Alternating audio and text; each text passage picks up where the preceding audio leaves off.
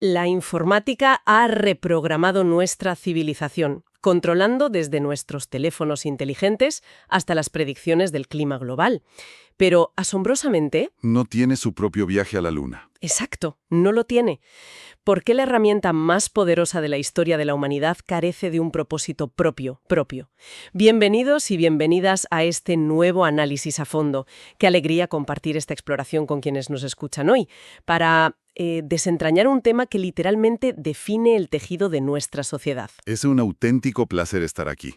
Y bueno, hoy vamos a diseccionar un documento que francamente invita a una reflexión profunda, muy profunda. Sí, hoy vamos a sumergirnos en un informe técnico, un white paper exhaustivo que se publicó en diciembre de 2025. Por el Computing Community Consortium, el famoso CCC. Eso es. Y el título ya es toda una declaración de intenciones. Se llama El imperativo de los grandes retos en la informática. La misión que plantea es titánica. Busca encontrar desafíos colosales que inspiren a los informáticos a trascender su día a día. A buscar algo mucho más grande, ¿no? A ver, la premisa de que necesitamos objetivos audaces es brillante, de acuerdo. Pero debemos mantener una postura crítica desde el primer minuto. Lo verdaderamente revelador de este informe es cómo empieza. Con una admisión de humildad bastante sorprendente en este sector. Totalmente. Reconoce abiertamente que disciplinas clásicas como la física, la astronomía o la ingeniería siempre han tenido retos clarísimos, retos universales. Como observar los confines del universo con telescopios espaciales. O mapear por completo el genoma humano en biología.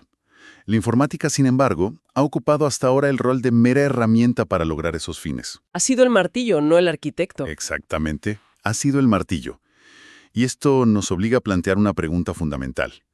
¿Realmente necesita la informática dejar de ser la herramienta de otras ciencias para convertirse en la protagonista absoluta?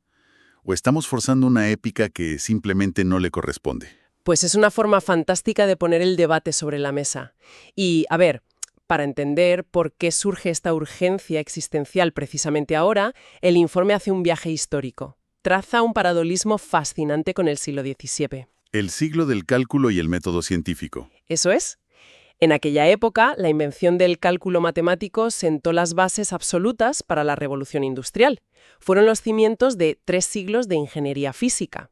Y el texto afirma que el siglo XXI es indiscutiblemente el siglo de las máquinas computacionales. Con una diferencia de velocidad abismal. Abismal. Pensemos que la ciencia informática formal tiene apenas 70 años de vida, pero en estas últimas 3 décadas ha reescrito la civilización. Internet, redes sociales y el auge transformador de la inteligencia artificial. Y si conectamos esta evolución histórica con el panorama actual, la tesis central del documento es que nos encontramos en una transición masiva. Afirman que la sociedad funciona ahora sobre un sustrato computacional. Un sustrato computacional. Me encanta ese término. Sí, pero aquí lanzan un dardo muy afilado contra su propio sector. Sostienen que la comunidad académica de la informática se ha acomodado, que no se están haciendo grandes preguntas. Y yo defiendo esa premisa. Me parece vital que se lo pregunten. Estamos inmersos en una transición sin precedentes y es imperativo hacernos preguntas gigantescas. Ya, pero Espera, es que la informática ya no es escribir unas líneas de código para automatizar la contabilidad de una oficina. Es el sistema nervioso central del planeta. Necesitamos un faro, un reto unificador que canalice todo este talento y presupuesto hacia descubrimientos de nueva generación, no solo hacia optimizar clics en anuncios. bueno, hay que poner los pies en la tierra, echar un poco el freno ante ese entusiasmo, porque hay algo crítico que no podemos obviar. ¿El qué? Que el sector informático actual invierte auténticas fortunas completamente a ciegas. El mismo documento advierte que la informática comercial avanza a un ritmo tan vertiginoso que las implicaciones reales casi nunca son evidentes hasta mucho después de invertir miles de millones. Solo vemos las consecuencias a posteriori. Claro. Y a menudo son consecuencias negativas o disruptivas para la sociedad. Pedir grandes retos ahora, 70 años después de crear los primeros ordenadores, suena a un intento un tanto desesperado por ponerle riendas a un monstruo que ya se ha desbocado por completo. Entiendo perfectamente la dureza de esa visión, soy consciente. Pero para que quienes nos escuchan lo visualicen con claridad, pensemos en una analogía del mundo real. A ver, Fijémonos en lo que ocurre ahora mismo con la inteligencia artificial comercial. Evoluciona a una velocidad de vértigo.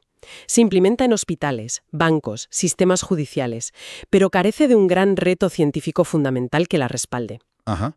Es exactamente como si estuviéramos construyendo rascacielos cada vez más altos, compitiendo por ver quién llega más arriba, sin habernos sentado primero a definir las leyes de la física estructural que garantizarán que no se derrumben. Has dado en el clavo con esa analogía. Se construye primero a toda prisa y se pregunta después cuándo aparecen las gritas. Y precisamente por esa dinámica imprudente, el documento hace un repaso meticuloso de lo que históricamente ha funcionado como un gran reto verdadero. Es una especie de lección magistral sobre los fracasos y los triunfos del pasado. Para intentar aprender algo, ¿sí? Y la historia se vuelve fascinante aquí. El texto detalla ejemplos ajenos a nuestro campo. Menciona, por ejemplo, la famosa Ley de Longitud de 1714, impulsada por el gobierno británico. Un problema de supervivencia económica y militar pura. Totalmente. Los barcos se perdían constantemente en el mar porque los relojes de péndulo no funcionaban con el balanceo de las olas, no podían calcular la longitud geográfica. Así que el gobierno ofreció un premio económico inmenso a quien lograra resolverlo. Un objetivo claro. Y también mencionan los famosos 27 problemas fundamentales que el matemático David Hilbert planteó en el año 1900. Actuaron como un mapa del tesoro para la élite matemática durante medio siglo. E incluso destacan retos impulsados por el sector privado, como el premio Orteig de 1919. El de la aviación, ¿no? Eso es. Ofrecían una suma enorme para el primer vuelo transatlántico sin escalas, un reto inconfundible que ganó Charles Lindbergh en 1927 y transformó la aviación. O las presiones tecnológicas de la Segunda Guerra Mundial, que cristalizaron en innovaciones como el radar. Todos estos ejemplos históricos compartían algo crucial. Tenían una meta clarísima, inconfundible y medible. Pero claro, cuando el documento gira la mirada hacia los intentos de la propia informática por crear sus retos, el panorama cambia drásticamente. Es francamente decepcionante. Sí, el informe no oculta los trapos sucios. Narra los esfuerzos del pasado en nuestro campo. En los años 80, la agencia DARPA lanzó la iniciativa de computación estratégica, la SCI. Buscaban cosas de ciencia ficción para esa época. Conducción verdaderamente autónoma, comprensión fluida del lenguaje natural y un asistente de piloto cognitivo. Luego el texto da un salto al año 2002. A los congresos de la Computing Research Association, la CRA. Exacto. Organizaron una conferencia histórica para intentar definir grandes retos. Salieron objetivos muy amplios como un maestro para cada alumno mediante tecnología o el concepto 911.net para sistemas de emergencia infalibles. Y la historia sigue.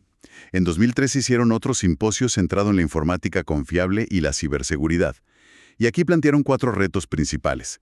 El más llamativo, por su atrevimiento, era erradicar por completo los ataques de denegación de servicio.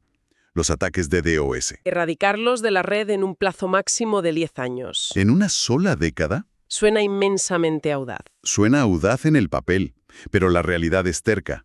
El propio texto saca a relucir una retrospectiva brutal publicada en 2025 sobre esos retos de 2003. El veredicto es que fueron un fracaso rotundo en cumplir los plazos. La erradicación no ocurrió. Para nada. Se subestimó de manera alarmante la velocidad de evolución del hardware y la capacidad de adaptación de los ciberdelincuentes.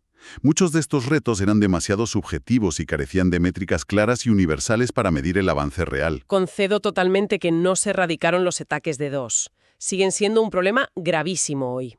Pero me siento en la obligación de defender los esfuerzos pasados usando un concepto que el mismo texto destaca. A ver cuál. El progreso gradual seguido de una explosión. Argumentan, y creo que con razón, que aunque no se cumplió la meta para el año 2013, la presión de esos objetivos impulsó masivamente la ciberseguridad moderna. Forzaron a la industria a integrar la seguridad como un elemento base del diseño de redes, no como un parche. Vale, te lo compro en parte. Y si volvemos a los retos de DARPA de los 80 que parecían imposibles, fíjate en dónde estamos hoy. Esa investigación generó la tecnología fundacional para los vehículos autónomos comerciales. Y proyectos derivados como Calo fueron literalmente la semilla de la que nacieron asistentes virtuales como Siri. Es un argumento válido. El fracaso en alcanzar la meta literal a menudo esconde un triunfo monumental en la infraestructura tecnológica que se genera por el camino. Es el efecto secundario de apuntar alto. Exacto. Sin embargo, Los autores de 2025 son conscientes de que no podemos excusar un fracaso monumental diciendo simplemente que, al menos, hicimos algo útil. Por eso proponen un marco de trabajo riguroso, para definir lo que constituye un gran reto a partir de ahora. Una receta estricta. Y me parece una hoja de ruta brillante. Desglosan 3 pilares fundamentales. Primer pilar. Debe obligarnos a construir un instrumento científico totalmente nuevo. Un equivalente digital al telescopio espacial James Webb. O la creación de un ordenador cuántico plenamente operativo. Segundo pilar. Debe tener resultados tangibles y definitivos que transformen la sociedad, al estilo del proyecto Genoma Humano o la operación Warp Speed de las vacunas. Y el tercer pilar, el más importante tras las lecciones del pasado. Métricas absolutamente claras e innegables de progreso. Pero no se quedan ahí. Añaden 5 criterios esenciales, un filtro muy fino. Primero, impacto. Debe resolver una necesidad social urgente. Segundo, ambición. Salir de la zona de confort. Tercero, viabilidad. Pero una viabilidad muy particular. Debe ser algo apenas viable. Cuarto, interdisciplinariedad. La informática aislada ya no basta. Y quinto, mensurabilidad. Todo debe poder medirse de forma objetiva. Y aquí es donde yo muestro una gran fricción con el análisis del documento. ¿Con qué punto exactamente? Con atacar este concepto de lo apenas viable. Los autores lo combinan en el texto con las famosas preguntas del catecismo de Heilmayer. George Heilmayer, el mítico director de DARPA. Él mismo. Él creó una lista implacable para evaluar proyectos. Obligaba a explicar qué se intenta hacer sin usar jerga técnica y a responder por qué a alguien debería importarle. Una criba durísima. Pues si combinamos la exigencia de Heilmayer de tener métricas objetivas de éxito con la petición de buscar algo apenas viable, se crea una paradoja monumental. ¿En qué sentido? El informe menciona la inteligencia artificial general, la AGI, como un posible gran reto. Pero vamos a ver.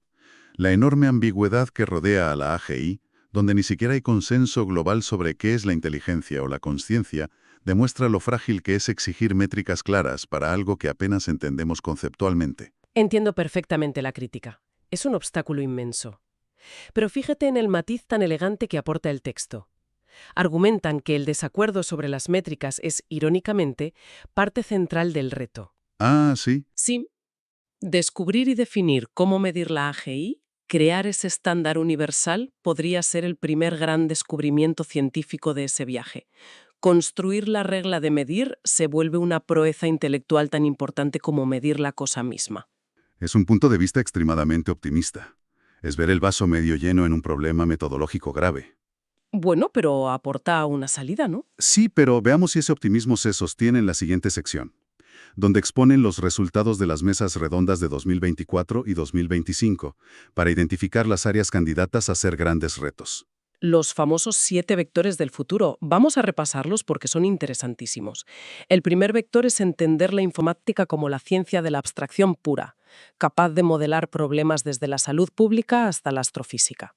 De acuerdo. El segundo vector me resulta alucinante. Cambia todos los paradigmas, la nueva física de la computación. Ir más allá del silicio. Exacto. Computar utilizando qubits, manipulación de fotones e incluso redes de neuronas biológicas y procesos químicos complejos. El texto compara la idea de usar reacciones químicas para procesar datos masivos con la eficiencia del cerebro humano.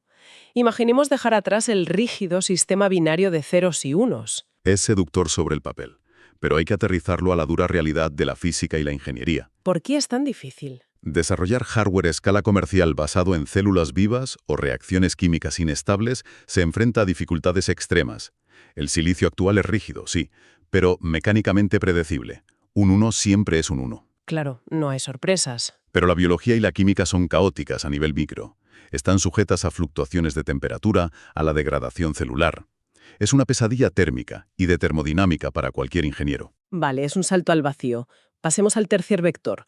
Propone crear simulaciones del mundo físico que sean entre 10 y 100 veces más potentes que las actuales, para modelar con precisión nanométrica desde el cambio climático hasta el comportamiento de sistemas sociales enteros. El cuarto vector se centra en la robótica avanzada y la percepción física. El objetivo es cerrar el bucle de sentir, procesar y actuar de las máquinas en entornos del mundo real, no controlados. El quinto vector rescata la teoría clásica de Herbert Simon sobre las ciencias de lo artificial. Una perspectiva muy filosófica. Mucho. Simon argumentaba que las ciencias naturales observan lo que existe, pero los humanos diseñamos para cambiar situaciones por otras preferibles. La IA amplifica esa capacidad de diseño a niveles incomprensibles. Y el sexto vector es la simbiosis humano-máquina. Integrar nuestra cognición orgánica con el procesamiento artificial, poniendo como ejemplo el proyecto del cerebro humano financiado por la Unión Europea. Y finalmente, el séptimo vector aborda la crisis de confianza, la criptografía y la seguridad, muy especialmente para defendernos frente a campañas de desinformación masiva impulsadas por IA generativa. Y habiendo repasado esta lista de vectores tan ambiciosa, aquí viene el giro crítico final. El golpe de realidad que el propio documento confiesa. Es que es muy fuerte lo que admiten aquí. Tras exponer páginas y páginas sobre estos 7 vectores espectaculares, los autores admiten, con sus propias palabras, que el resultado es un anticlímax. Un anticlímax. ¿Por qué deciden dinamitar su propio trabajo llamándolo así? Porque son intelectualmente honestos. Se basan en la filosofía de Thomas Kuhn sobre las revoluciones científicas. Kuhn explicaba que la ciencia normal consiste en resolver pequeños rompecabezas dentro de un marco que ya aceptamos. Es como rellenar los huecos de un crucigrama. Exactamente. Y un verdadero avance requiere un cambio de paradigma. Inventar un juego nuevo. Al mirar sus 7 vectores, los autores admiten que son simplemente temas generales de ciencia normal. Continuaciones lógicas de lo que ya hacen los laboratorios. Eso es. No son retos singulares, audaces y delimitados como fue poner a un humano en la Luna. Son categorías de investigación corporativa demasiado amplias. Es una admisión dura, un baño de humildad tremendo por parte de las mentes más brillantes. Pero yo me pregunto si no es una estrategia deliberada. ¿En qué sentido? Porque lo utilizan magistralmente para su llamado a la acción final. El texto reconoce que un comité no puede dictar artificialmente un gran reto desde un despacho.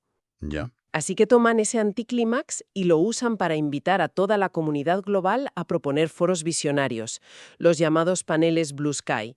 Usan la decepción del anticlímax como la chispa, el combustible, para provocar la frustración que inicie la conversación definitiva. Es una estrategia retórica muy astuta. Admitir públicamente que la élite aún no tiene la respuesta para forzar a toda la base científica a buscarla de forma colectiva y urgente. Lanzar el guante a la próxima generación, básicamente. Entonces, tras desgranar toda esta historia y tecnología, ¿qué implica esto de forma práctica para quienes nos escuchan hoy?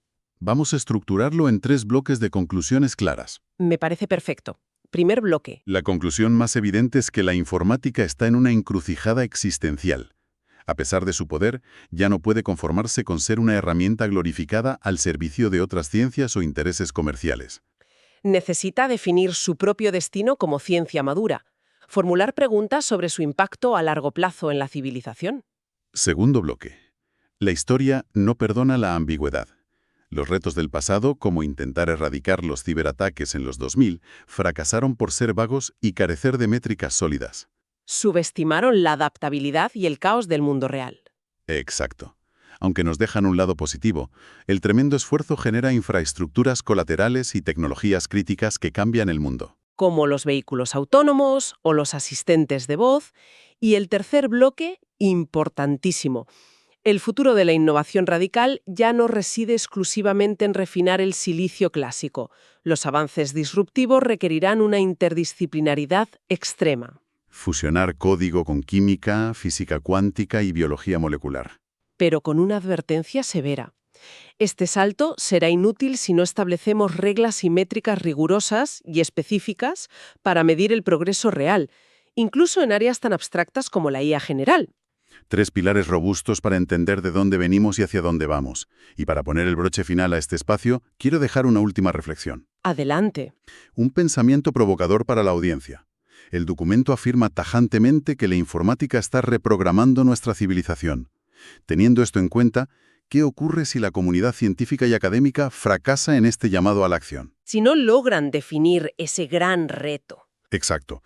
El riesgo inminente es que, ante el enorme vacío de un propósito científico consensuado, dejemos las puertas abiertas para que sea única y exclusivamente la implacable presión comercial de un puñado de corporaciones tecnológicas la que decida el diseño final y el propósito de esa reprogramación social. Uf, tela con esto. En última instancia, ¿Queremos como sociedad ser los arquitectos conscientes de nuestro futuro digital? ¿O nos resignamos a ser simples inquilinos en un inmenso edificio diseñado únicamente para satisfacer los intereses del mercado? Madre mía, qué pregunta tan escalofriante. Y tan absolutamente necesaria para el momento histórico que atravesamos. Es una invitación ineludible a dejar de ser usuarios pasivos y a seguir cuestionando todo lo que damos por sentado frente a las pantallas. Muchísimas gracias por aportar este análisis tan crítico y revelador. Ha sido fascinante. El placer ha sido mío. Y a quienes nos han acompañado al otro lado en esta profunda exploración, agradecemos inmensamente su tiempo y atención. Les invitamos a mantener siempre viva la curiosidad, a seguir preguntándose el porqué detrás de cada avance que parece magia y a no dejar nunca de investigar las fuerzas que moldean nuestro mundo. Hasta nuestro próximo encuentro, sigan profundizando.